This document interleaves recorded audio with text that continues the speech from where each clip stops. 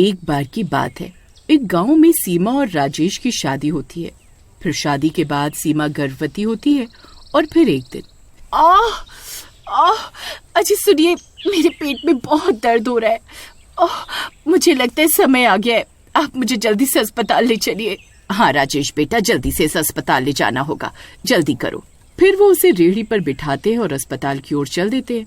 वहाँ पर डॉक्टर सीमा को चेक करते हैं। अरे नहीं, हम इनकी नॉर्मल डिलीवरी नहीं कर पाएंगे, कुछ दिक्कत है, इनको ऑपरेशन करना होगा। ठीक है डॉक्टर साहब, जैसा आपको सही लगे। लेकिन यहाँ अस्पताल में ऑपरेशन की फैसिलिटी नहीं है, आपको इन्हें शहर ले जाना होगा। फिर वो लोग सोच में पड़ जाते हैं। लेकिन डॉक्टर साहब, हम इतनी रात में इसे शहर कैसे लेकर जा सकते हैं? अरे माँ, चाहे कुछ भी हो जाए, हमें जाना ही होगा। राजेश, आधी रात का समय है, तू जानता है ना, इस वक्त उस रास्ते से जाना खतरे से खाली नहीं है। जो भी आधी रात को उस रास्ते से गया है वो कभी वापस लौट कर नहीं आया है। लेकिन माँ, हम सीमा को इस हालत में ऐसे ही नहीं छोड़ सकते। आप लोग थोड़ा जल्दी कीजिए, नहीं तो इनकी जान को खतरा हो सकता है। अब तू इतनी जिद कर रहा है तो ठीक है, जो होगा देखा जाएगा। मैं गांव के सरपंच को बुलाती हूँ, वो कुछ गांव वालों को हमारे साथ भेज दे तो थोड़ी सुरक्षा हो जाएगी। फिर वो सरपंच के पास जाती है और सरपंच उनके साथ 5-6 गांव वालों को भेज देता है। वो लोग एक गांव वाले की मिनी बस में निकल पड़ते हैं। तभी कुछ देर बाद आगे बढ़ने पर वो बदनाम सुनसान रास्ता आता है। बहुत दर्द हो रहा है। अजी, ड्राइवर भैया को बोले ना, गाड़ी थोड़ा जल्दी चलाए। इतनी धीरे चलाएंगे तो हमें बहुत समय लग जाएगा। अरे भाई, गाड़ी थोड़ा तेज चलाओ ना। अरे बहन, गाड़ी तेज चलाई तो गाड़ी का इंजन की आवाज से वो आदमखोर शैतान यहाँ आ सकते हैं। हमें बिना आवाज करे यहाँ से निकलना होगा। बहुत दर्द हो रहा है। हे भगवान, अरे बहन जी, आवाज मत करो, नहीं तो सब मरेंगे। हे भगवान, रक्षा करना। सब लोग शीशे बंद कर लो, कोई भी शीशा खुला नहीं रहना चाहिए। यहाँ से उनका इलाका शुरू हो जाता है। इस वक्त हमें यहाँ नहीं होना चाहिए था। हे भगवान, रक्षा करना। उस रास्ते पर बहुत अजीब अजीब से जानवरों की आवाजें आ रही होती। पूरे रास्ते में मानव हड्डियां बिखरी हुई होती। अरे नहीं, अरे ये सब तो किसी इंसान की हड्डियां हैं। भाई, इनके साथ क्या हुआ होगा? अरे हीरा भाई, शीशा से बाहर झांकना बंद करो, नहीं तो तुम्हारा सर धड़ से अलग हो जाएगा। और जल्दी से शीशा बंद करो। तभी उनकी गाड़ी का टायर पंचर हो जाता है और गाड़ी रोकनी पड़ती है।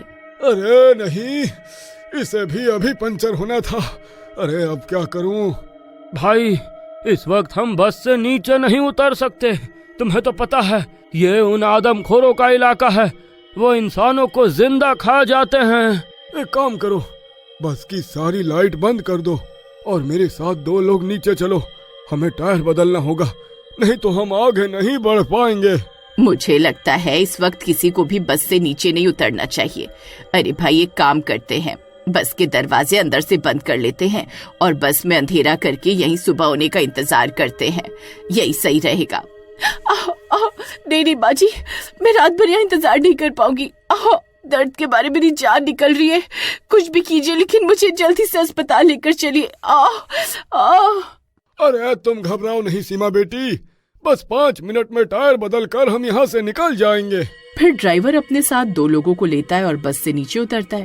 अरे भाई, अरे ये जगह तो बहुत डरावनी है।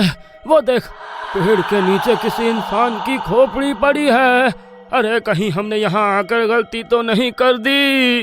अरे बेवकूफ, आवाज मत कर, मरना चाहते हो क्या? चुपचाप टायर बदलने में मेरी मदद करो। फिर वो तीनों बस का टायर बदलने लगते हैं और कुछ ही देर में वो टायर बदल लेते हैं। अब सब ठीक है, चलो अब यहाँ से निकलते हैं। तभी झाड़ियों से एक नुकीला भाला आता है और गांव वाले के पैर में घुस जाता है। अरे मर गया रे। अरे बहुत दर्द हो रहा है। अरे ये तो मेरे पैर में धंस गया है। अरे कोई निकालो इसे। उसे भाले से एक रस्सी बंधी हुई होती है और उस गांव वाले को जंगल में खींचना शुरू कर देती है। अरे भाई, अरे कोई पकड़ो मुझे। अरे भाई, मुझे बचाओ। अरे ये तो मुझे जंगल में घसीट रही है। बस ड्राइवर गांव वाले को पकड़ने की कोशिश करता है, लेकिन वो रस्सी उसे तेजी से जंगल में घसीट कर ले जाती है। तभी दूसरा गांव वाला बस के दरवाजे की ओर भागता है। अरे मर गए रे, अरे दरवाजा खोलो। अरे मुझे यहाँ आना ही नहीं चाहिए था, सब गांव वाले सही कहते थे, ये भूत का रास्ता है। डर के मारे कोई बस का दरवाजा नहीं खोलता और वो गांव वाला दरवाजा पीटने लगता है। अरे नास मिटो, अरे दरवाजा खोल दो। अरे क्यों मुझे मारना चाहते हो? अरे मर गया रे। फिर राजेश बस का दरवाजा खोल देता है। अरे नास मिटे, कमबख्त दरवाजा क्यों नहीं खोल रहा था? हाँ, फिर जैसे ही बस ड्राइवर बस के अंदर चढ़ने लगता है, तभी बस के नीचे से एक भूतिया हाथ आता है और उसे बस के नीचे खींच लेता है। तभी वो गांव वाला बस का दरवाजा बंद कर लेता है और कुछ ही देर में ड्राइवर की चीखें बंद हो जाती है और बाहर से किसी के कुछ खाने की आवाजें आने लगती हैं। अरे मर गए रे, लगता है ये आदमखोर बस ड्राइवर को खा रहे हैं। ए, जल्दी से सारे शीशे बंद कर दो, वरना ये एक एक करके सबको खा जाएंगे। फिर वो लोग बस में अंधेरा करके छुप जाते हैं। तभी उन्हें बस के ऊपर किसी के चलने की आवाज आती है। अरे मर गए रे, अरे ये आदमखोर तो बस के ऊपर चढ़ गया है। लगता है बस के अंदर आने का रास्ता ढूंढ रहा है। अरे नहीं, अरे अब क्या करे भाई?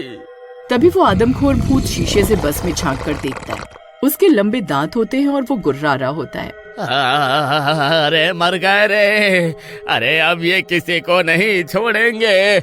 तभी दो और आदमखोर भूत वहाँ आ जाते हैं और वो तीनों बस के शीशों को तोड़ने की कोशिश करने लगते हैं। अरे मर गए रे, अरे अब हम नहीं बचने वाले। राजेश भाई कुछ करो, अरे ये किसी भी वक्त शीशा तोड़कर अंदर आ जाएंगे। अरे दामाद जी कुछ करो ना। अब हम यहाँ और नहीं रुक सकते, हमें यहाँ से निकलना ही होगा। मैं बस चलाता हूँ। फिर राजेश बस को तेजी से वहाँ से दौड़ाने लगता है। वो तीनों आदमखोर भूत बस के ऊपर चढ़ जाते हैं। अरे राजेश भाई, ये कमबख्त तो बस के ऊपर ही चिपक गए। अरे अब क्या करें? हीरा भाई देखो, बस की सीट के नीचे एक डंडा पड़ा हुआ है, शीशा खोलो और उन्हें बस से नीचे गिराने की कोशिश करो। तभी एक भूत हीरा की गर्दन पकड़ लेता है। अरे मर गया रे, अरे छोड़ छोड़ मेरी गर्दन छोड़। अरे नास मिटे, छोड़ दे मुझे। अरे अभी तो मेरी शादी भी नहीं हुई। तभी सीमा और उसकी सास मिलकर हीरा को अंदर खींचने लगते हैं। तभी वो भूत शीशा तोड़कर बस के अंदर घुस जाते हैं। अरे मर गए रे, अरे अब हम नहीं बचने वाले। अरे अब हम सब मरेंगे। अरे नहीं, अब क्या करूं? फिर भूत सीमा को पकड़ लेता है। राजेश बेटा जल्दी कुछ करो, इन्होंने सीमा को पकड़ लिया है। तभी हीरा भागते हुए राजेश के पास जाता है। राजेश भाई, अरे जल्दी कुछ करो, भूतों ने सीमा को पकड़ लिया है। तभी हीरा को दूर जंगल में एक पुराना मंदिर दिखाई देता है। अरे राजेश भाई, वो देखो सामने हनुमान जी का पुराना मंदिर है। चलो उस मंदिर के आंगन में इस बस को ले चलो, अब भगवान ही हमारी रक्षा करेंगे। फिर राजेश बस को तेजी से भगाता है और मंदिर के आंगन में बस को ले जाकर रोक देता है। मंदिर पहुंचते ही तीनों भूत घबरा जाते हैं। इसी का फायदा उठाकर वो सब लोग बस से निकल जाते हैं। फिर वो लोग हनुमान जी की मूर्ति के सामने हाथ जोड़कर बैठ जाते हैं। हे संकट मोचन, हम आपकी शरण में हैं। अब आप ही मेरे बच्चे की रक्षा करो।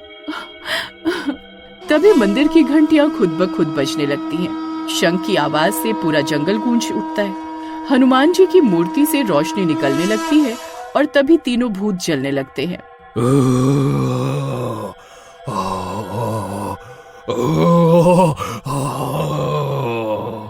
तभी वो तीनों भूत बस के अंदर ही जलकर राख हो जाते हैं। जय बजरंग बली की जय हो, जय बजरंग बली की जय हो। तभी सीमा के पेट में बहुत तेज दर्द उठने लगता है। अरे नहीं, चलो सीमा, हमें अभी हॉस्पिटल जाना होगा। अरे भाई, बस तो भूतों के साथ साथ जल के राख हो गई, अब हम कैसे जाएंगे? आज बजरंग बली ने ही हमारी जान बचाई है, अब मेरे बच्चे की रक्षा भी वही करेंगे। फिर उसकी सास उसे मंदिर में बने एक पुराने कमरे में ले जाती है और कुछ ही देर में कमरे से बच्चे के रोने की आवाज आती है। अरे वाह वाह, मुबारक हो राजेश भाई, अरे तुम तो बाप बन गए। फिर वो सब लोग भगवान का शुक्रिया अदा करते हैं और वापस अपने गांव लौट जाते हैं।